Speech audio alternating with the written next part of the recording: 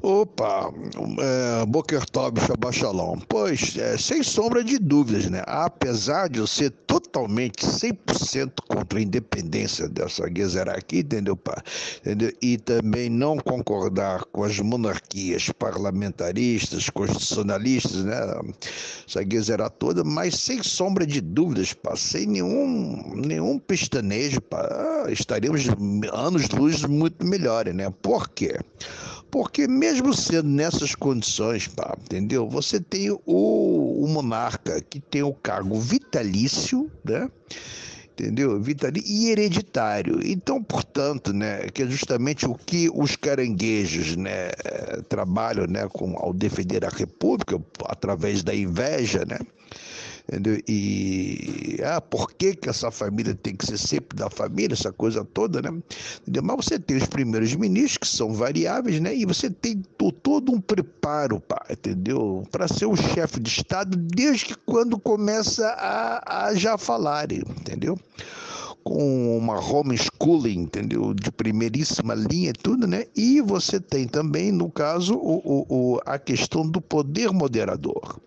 Então, se abrires o mapa mundi, entendeu? E vês lá onde há monarquia, por exemplo, não há crises econômicas, né, e sociais e tudo tão gigantescas, pá, como há com as repúblicas, né? Por questões óbvias, né? Porque a república é uma jogada que não tem nada a ver com a República de Roma lá, que também era outra merda, porque aquilo era monopolizado por 7 famílias, mas não deixa de ser a dança das cadeiras, né? E quando um senta nessa cadeira que é fora do esquema, foi o caso do Trump, o caso do Bolsonaro, nós vemos aí as consequências como é que são, né? Entendeu? As perseguições, essa coisa toda, pai. Entendeu? Então, além do mais, o monarca não deixa o Estado infiltrar-se, né? Entendeu? Não deixa sob nenhuma hipótese, né? Mesmo sendo numa monarquia constitucional, parlamentarista, tudo, né? Que às vezes tem suas crises políticas, como teve na Espanha e na Bélgica, né? A Espanha deu 4 eleições em 4 anos, né? Quer dizer, portanto, a cada ano o monarca tinha que dissolver o parlamento e dar novas eleições, tudo, e via merda de novo, né? E lá na Espanha é o partido fechado, né? Você vota no partido. Então, nas convenções interpartidárias, que eles botam aqueles corruptos deles todos, né, com o negócio naquela chapa, então vira essa crise toda. Até que o rei, entendeu, lá de dissolver 4 vezes, entendeu, o parlamento e dar eleições, eles se aprumaram um pouco, então melhorou. Você não deixa a crise se estabelecer, né? Então não vai ter, por exemplo, esses desvairios como nós cavemos, né, ainda mais agora com esse filho de uma puta, né? São filha de uma puta, da pior puta possível, né? A puta de alma, puta de espírito, entendeu? Do que esse merda desse Lula, esse desgraçado, pá. Entendeu? Como todos os gajos das esquerdas, negócio, entendeu? Aí um perdulário, um entreguista para via estatais, né? Essas estatais todas, essas imundícies, pá, todo esse descalabro, um congresso totalmente de gente desqualificada, e as crises que há, desemprego e demagogias e o poder judiciário, uma bagunça, tudo entendeu? Tudo aparelhado, então, só merda, pá. Isso aqui é uma merda, pá. Virou um lixo, pá, entendeu? Sem sombra de dúvidas, para não chegar a acontecer, porque o povo não cobra do político, nem do primeiro-ministro, né, que é o chefe de governo, que seria, no caso, né, dentro desse tipo de forma de governo de uma monarquia, né, parlamentarista, constitucionalista, né, com sufrágio universal, partidos políticos, essa merdalhada toda, pá, entendeu? Mas o povo cobra do rei, entendeu? E o rei é o chefe de Estado, é o chefe das Forças Armadas e o chefe do parlamento, tá? Entendeu? E sim, então ele pressiona o parlamento, manda lá coisas e tudo, entendeu? Para com que o parlamento crie leis para que justamente dê uma filtrada no judiciário nessas coisas todas. Então você não vai ter um STF vitalício com gajos que não são nem magistrados, são merda nenhuma. Só tem dois lá, que são os dois judeus, né? Que é aquele merda daquele Barroso, fela da puta, o Boquinha de Viludo, junto com aquele outro orelhudo de peruca lá, aquela outra merda lá para daquele Fux, né?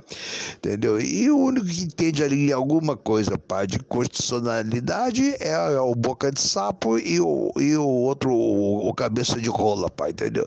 E vão ter que aturar esses merdas aí, entendeu? Até a morte deles, pá, ou a fazer 75 anos e o caralho, quer dizer, entendeu? Então, e os gajos não têm formação nenhuma, pá, de teologia, de metafísica, mistologia, pá, uma filosofia aprofundada, pá. Esses gajos conhecem Hegel, Nietzsche, essa merdalhada toda, pá, aquele boçal caipira do canto, entendeu? E essas merdas todas que infestam as universidades aí e o curso lá de filosofeiros, né? Entendeu? Aquela mistura de sofista com palpiteiros, né? O que há. Então é isso aí, padre. Tanto é que eles dão muito en passant os clássicos gregos, né? Que é o Sócrates, o Aristóteles, o Platão, até porque justamente eles vão contra a democracia, né? Essa democracia da forma afrancesada, né? Maçônica, né? Diferentemente de uma democracia orgânica, né? Que nós temos aí nos estados corporativos, pá. Entendeu? Então, sem sombra de dúvida, estaríamos anos-luz à frente, pá, entendeu? E não seria essa corrupção toda, pá.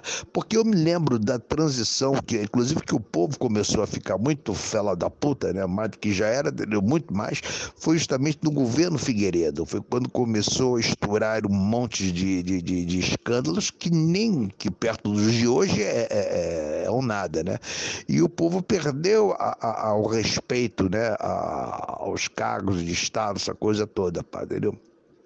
E começou a vir essa mesma geração, entendeu? Que eram os jovenzitos lá, é a minha geração, né? Dos anos 70, 80, negócio, essa coisa toda, quando nós éramos, né, jovens, né? Não éramos mais adolescentes nem crianças, né? Entendeu? Então começou toda essa bagunçada toda, pá. E simultaneamente o marxismo cultural e a televisão e os DVDs e os filmes, a coisa toda, pá, infestou, né? E o Geisel a liberar divórcio, a liberar um monte de coisa, pá, virou aquela putaria, né? Aquela zona do caralho, esses cursos de psicologia, pá, tudo umas falsificações intelectuais do caraças, pá, porque os gajos não estudam metafísica e eles vão sempre através do hedonismo, né? Primeiro ame você próprio, né? Faça o que a tua cachola dá, as tuas vontades, quer dizer, então você cai no byronismo, no hedonismo, tudo. Então virou um povo sem vergonha, sem leco credo, não sabe raciocinar, e mais o sócio-construtivismo, e mais essas merdas todas, né? Paulo Freireanas e o caraça do Piaget, é só merda para em cima de merda, e 4, 5 gerações para destruir-se toda uma nação, pá, entendeu? E para restaurar essa caralho agora, ainda mais um paquiderme gigantesco desse, pá, um povo burro, pá, que chega a doer a burrice, pá, de um brazuca, meu Deus do céu, entendeu? São aqueles espertos, né, que só fazem merda e deixam aquele rastro, né, que você detecta eles rápido, né, entendeu? É isso aí, pá, entendeu? Então, sem sombra de dúvida, a monarquia não deixar-se infiltrar, né, entendeu? Apesar que a questão da independência, pá, ali foi aquele Dom Pedro. Primeiro que eu tenho muitas das minhas dúvidas, pá, se aquele gajo realmente era filho lá do Dom João VI, entendeu? Porque o que esse animal fez, pá, é a coisa das mais imbecis possíveis e imagináveis, pá, que poderia um gajo fazer, né? Ele lutar contra ele mesmo, né? Porque ele era já o herdeiro, né, de todo o império, pá, entendeu? E dentro de uma monarquia orgânica, né? E ele dá uma independência por causa das cortes lá de Portugal. Que corte de Portugal, caralho, que não tinha quase que corte nenhuma, se toda a corte veio pra cá, foda-se, entendeu?